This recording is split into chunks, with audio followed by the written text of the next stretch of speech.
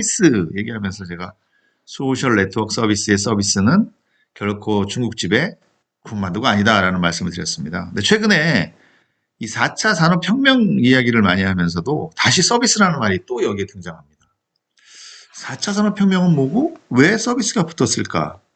요즘 최고의 화두라고 볼 수 있는 이 4차 산업혁명에서 서비스가 붙은 이유를 한번 제가 설명해 드릴게요.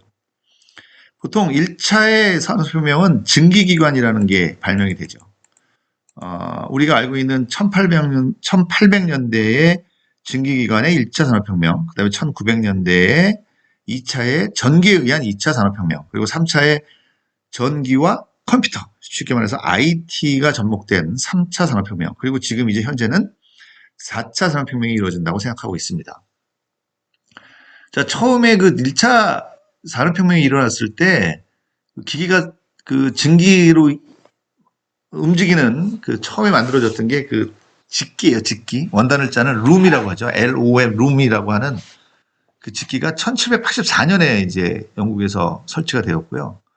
그 다음에 2차 산업혁명, 전기에 의해서 산업 현장이 바뀌었던 게 1870년대입니다. 그때 이제 최초로 이 컨베이어 시스템 이런 게 아마 생겼을 거라고 생각이 되고요. 그리고 이제 1969년에 우리가 지금 그동안 누려왔던 3차 산업혁명이라는 게 일어나는데 그게 1969년이니까 굉장히 오래전에 벌써 아주 초기 단계의 그 컴퓨터와 전기의 힘으로 컴퓨터를 돌리고 이제 자동화가 이루어진 거예요. 그렇지만 거기에는 사람이 이제 그걸 지켜보고 있어야 되는 거예요. 잘 돌아가고 있는지 뭐 이런 것들이 있었다면 이제 4차 산업혁명과 3차 산업혁명의 가장 커다란 차이점은 뭐냐 하면 인간이 배제되는 겁니다. 그래서 흔히 말하는 CPS라는 거예요. 사이버 피지컬 시스템인데 그걸 뭐 굳이 한국말로 한다면 가상 물리 시스템인 거죠. 그동안은 사람이 스위치를 놓고 뭔가 돌리고 속도를 조절했다면 이제 스마트한 기계 시설, 그 다음에 스마트한 물류 및 창고 시스템, 그리고 스마트한 생선 시설 이런 것들이 가상에서 움직이는 거예요. 그리고 자체적으로 자기가 정보를 교환하고 야 이걸 여기에 뭘 더 투입해야지 좀 빨리 해야지 늦춰야지라고 하면서 생산량을 늘리게 되는 겁니다. 그리고 스마트 공장으로 가는 그런 단계라고 보시면 될 것 같은데 거기에 그럼 서비스가 왜 들어갔지? 라고 생각하면 다음 그림을 보면 이해가 되실 거예요. 여기 제가 말씀을 드렸습니다. 이 스마트한 기계들이 서로 상호 조경한다, 상호 조력한다, 서로 도와준다라고 하는 건 뭐예요? 정보가 있어야 되는 거예요. 정보를 어디서 얻는가라고 하는 거예요. 자, 여기 보시면 이 그 그림은 하나는 비행기 엔진입니다. 누가 만든 거냐면 제너럴 일렉트릭. 제너럴 일렉트릭은 에디슨이 만든 처음엔 가전을 만드는 회사였어요. 지금 물론 중국 회사가 그 가전 부분은 가져갔지만 말이죠. 그리고 옆에 있는 굴삭기는 캐터필러라고 하는 회사가 만드는 겁니다. 자, 비행기 엔진을 만들었어요. 비행기 엔진 공짜로 준다고 저희가 받을 수 있나요? 갖다 놓을 데도 없어요. 쓸 데도 없고. 무거워서 움직이지도 못합니다. 누가 살까요? 예. 비행기를 만드는 회사가 그 엔진을 삽니다. 그리고 엔진을 사서 비행기를 만들죠. 비행기를 멋지게 만들어서 누가 삽니까? 그건 요즘에 어려운 대한항공, 아시아나, 뭐 에어프랑스, 뭐 그런 회사들이 비행기를 사서 이제 항공사를 하는 겁니다. 자, 거기에 제너럴 일렉트릭은 무슨 역할을 할까요?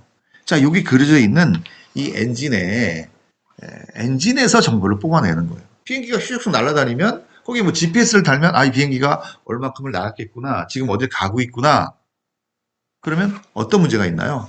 비행기가 날아다닐 때 가장 많이 돈을 쓰는 건 비행기 그 휘발유 값이에요.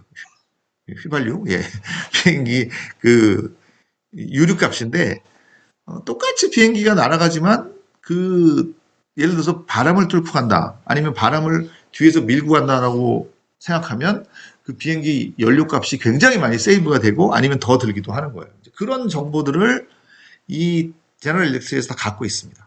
그리고 엔진이라는 게 기계다 보니까 몇 회를 가고 몇 킬로를 가면 문제가 생길 것이다. 고장이 날 것이다. 이런 것도 다 갖고 있는 거예요. 그리고 그런 정보들, 이 엔진에서 주는 엔진 그 정보들을 다시 그 각 비행기를 만드는 회사, 그리고 또 비행기를 운영하는 항공사에게 알려주는 겁니다. 자, 그런 정보들을 제가 아까 말씀드렸던 그런 서비스가 바로 이 엔진을 갖고 비행기를 만들고 이 비행기를 만드는 것 갖고 항공사에게 전해주는 그 정보가 바로 이 공장과 바로 직접 연결이 되는 겁니다. 자, 캐터필러 살짝 벌써 상상이 되시죠? 이 기계는 뭐예요? 건설 현장에 가서 돌멩이를 캐내고 공장을 부딪히고 하는 거예요. 훨씬 더 이 엔진보다 가혹한 현장에서 하다 보니까 망가지죠. 사실 전 세계의 건설 현장을 가장 많이 알고 있고 정확히 알고 있는 회사는 건설회사가 아니라 캐터필러라고 하는 이 기계를 만드는 회사일 가능성도 높습니다. 세계 건설 현장의 상황을 파악하는데 사실 그 정보를 캐터필러가 가장 많이 갖고 있을 거예요. 그리고 이 사람들은 뭘 하나요? 내가 보낸 저 중국으로 판 그 기계 하나가 지금 열심히 돌멩이를 깨고 있어. 근데 그게 한 30일 정도 했는데 저 정도면 우리의 정보로 따졌을 때 아마 망가질 거야 라고 하는 정보를 얻게 되는 거예요. 그리고 그 정보를 가지고 이제 그 마모되는 그 부품을 만드는 거예요. 천천히. 시간 많이 날 때 만들었다가 연락하죠. 야, 너 그거 한 30시간 썼잖아. 그럼 망가질 것 같은데 이거 하나 사다 놓고 괜히 나중에 고장 나서 하지 말고 미리 사다 놓고 고장 나면 바로 교체해서 써. 이런 정보를 주는 겁니다. 자, 좀 무겁죠? 좀 가벼운 걸 한번 가볼까요? 스타벅스가 있습니다. 커피를 파는 스타벅스. 물론 뭐 미국 회사이긴 하지만 그 스타벅스 매장이 우리나라가 세계에서 제일 많은 매장을 갖고 있어요. 예. 어마어마합니다. 자, 그런데 그 스타벅스라고 하는 회사, 스타벅스라고 하는 회사와 경쟁을 하는 회사는 어딜까? 한번 생각해 보세요. 누굴까요? 당연히 뭐 바스쿠치나 또 뭐 커피빈 이런 회사일 거라고 생각하지만 미국에서는 이 스타벅스의 경쟁 회사를 금융권의 은행으로 규정했습니다. 옛날에는 은행과 커피 회사가 서로 콜라보를 해가지고 은행 안으로 커피가 들어와가지고 샵인 샵으로 그렇게 협조했던 시대가 있는데 지금은 다시 경쟁이 되었대요. 왜 그럴까요? 자, 스타벅스의 사이렌 오더를 이해할 필요가 있습니다. 스타벅스 사이렌 오더는 뭐냐면 미리 돈을 줍니다. 예를 들어서 우리로 치면 한 10,000원 정도, 20,000원 정도를 미리 스타벅스에 데포짓 해놓는 거예요. 해놓고 내가 그 커피를 먹고 싶을 때 가서 그거를 이제 받는 건데 대신 이제 서비스가 있는 거죠. 어떤 서비스냐면 내가 그냥 사무실에서 지금 커피가 먹고 싶으면 그 사이렌 오더가 연결하고 가까이 있는 스타벅스에 내가 커피를 아메리카노를 하나 먹고 싶습니다라고 스마트폰으로 연결하고 자기는 슬슬 가요. 그러면 그걸 받은 스타벅스는 그때 바로 만들지 않습니다. 왜냐하면 이 사람이 어디서 올지 모르거든요. 그러면 이 사람이 어디쯤 대략 도착하기 한 2, 3분쯤에 연결이 딱 되는 거예요. 뭐 블루투스나 아니면 비콘 같은 걸로 연결이 되지 않을까 생각되는데 연결이 되면 그때 만들어서 뜨뜻한 커피를 딱 도착하면서 누구씨 김우찬 씨, 김우찬님 커피 나왔습니다. 이렇게 알려주는 겁니다. 자, 미리 돈을 넣고 커피를 받는다? 뭐 옛날에도 많이 했었던 거죠. 그런데 왜 은행과 경쟁이 될까요? 그 돈이 그렇게 조금씩 모았던 돈이 자그만치 1조 5천억이 된다? 상상되십니까? 예. 자, 이 시스템을 누가 만들었냐면요. 한국 스타벅스가 만들었고 전 세계에 퍼뜨렸어요. 그런데 미국에 그 서비스를 이용하는 사람들이 돈이 쫙 모여서 1조 5천억이 되는 거예요. 그러니까 그걸 보고 있었던 금융당국에서는 야, 저 돈을 커피 먹는 게 아니라 스타벅스가 만약에 저 돈을 누구한테 빌려주고 그 돈으로 다시 커피를 주겠다든지 아니면 그 사람들한테 그 이자를 두겠다고 하면 조금만 물론 아주 커다란 회사와는 상대가 안 되겠지만 미국에 조그만 중소은행들 많거든요. 그 사람들의 자본금이 1조가 넘지 않습니다. 그러니까 상대가 안 되는 거예요. 그리고 특히 스타벅스에는 1조 5천억이 얼마나 안전한 돈입니까? 그죠? 뭐 몇 천만 원씩 몇 천억씩 들어간 게 아니라 그냥 사람들이 뭐 100불, 200불 모은 돈이 1조 5천억이에요. 단단한 돈 가지고 굉장히 강력한 힘을 가진 돈이라는 거예요. 자, 스타벅스가 은행과 경쟁이 됩니다. 어떤 때는 굉장히 우호적인 관계였지만 이제 이 업종 간의 상황, 경쟁이 벌어지고 있다고 보시면 됩니다. 뿐만 아니라 이 아마존하고 구글도 예전에는 서로 고객이었어요. 구글은 아마존이 자기네가 책을 파는 회사인데 자기 책을 사기 위해서는 아마존을 오십시오라고 구글에 돈을 주고 광고를 했겠죠. 그런데 아마존이 알렉사라고 하는 그 스마트 스피커를 만들었습니다. 얘는 그냥 소리만 내는 게 아니라 소리를 듣고 또 일을 해줘요. 우리 보통 지금 카카오 스피커도 있고 뭐 KT 스피커도 많이 있잖아. 그런 겁니다. 구글이 하는 서비스는 되게 사람들이 거기다 입력을 하고 뭐 궁금한 것들을 막 물어보는데 아마 좀 생각했어요. 야, 알렉사에서 사람들이 궁금해서 물어보는 거 이런 것들 다 그 정보 아니야? 라고 생각하는 거예요.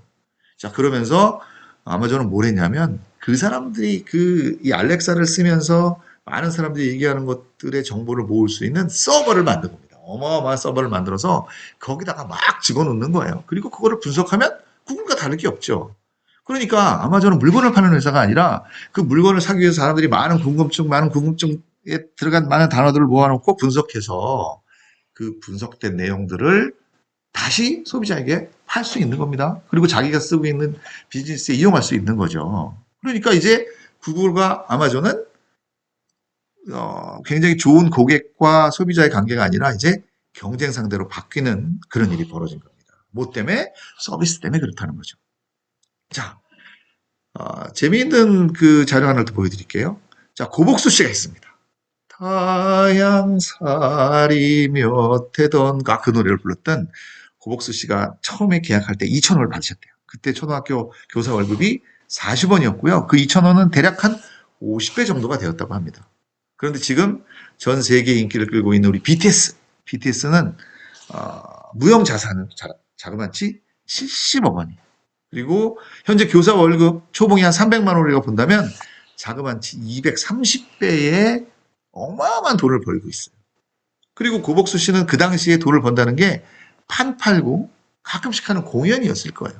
그런데 BTS는 지금 뭘로 돈을 버나요? 공연은 당연히 하는 거죠. 음반 수입 당연합니다. 저 여기까지 똑같아요.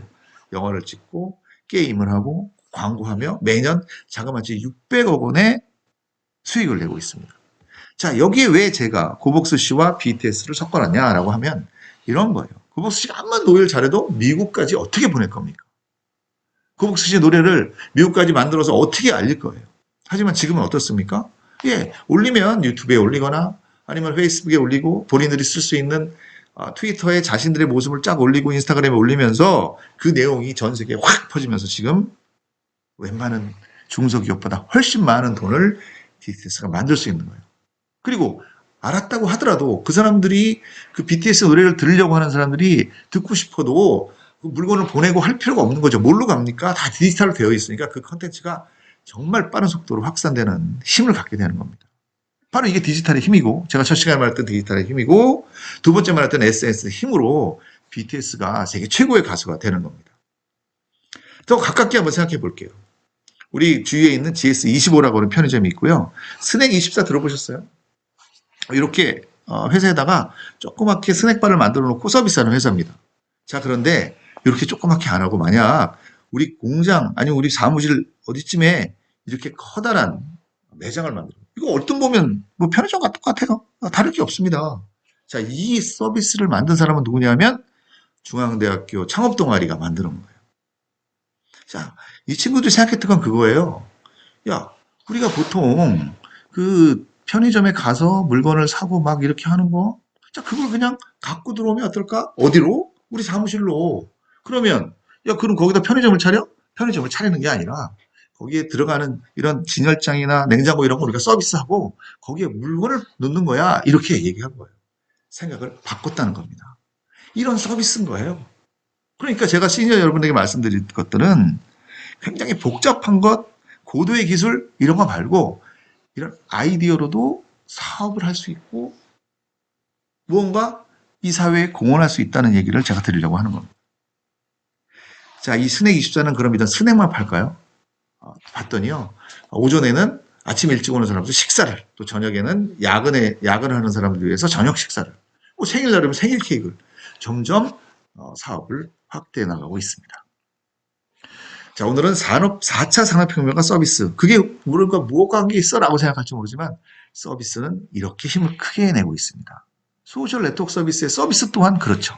자, 시니어 여러분, 과연 나는 누구에게 어떤 서비스를 할 것인가? 그리고 거기에서 사업의 기회, 계속 이어가고 있는 나를 알릴 수 있는 기회를 얻으시기를 제가 박수를 치면서 여러분에게 응원합니다. 고맙습니다.